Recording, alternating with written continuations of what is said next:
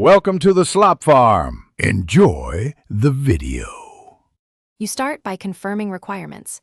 Your wallet app works and you have cash within the machine limits. Walk up to the machine, tap Buy Bitcoin, and follow on-screen prompts. This begins the secure exchange.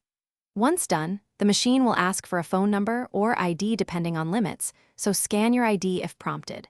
Make sure to choose the correct currency and double-check the displayed exchange rate and fees before moving forward to avoid surprises. Now you open your wallet's receive screen and present the QR code. This tells the ATM where to send coins. If the camera struggles, manually type your address carefully because a wrong digit sends funds permanently. Next, insert cash into the bill slot slowly. The machine counts and displays the accepted amount. Once the display matches the cash you inserted, press Confirm. Make sure to include any advertised fee. The machine shows net BTC you will receive, so you understand the final amount. Finish by tapping Confirm to send the transaction to the network. The machine prints a receipt with a transaction ID or reference. You then check your wallet for the incoming transaction. It may appear as pending until the network confirms.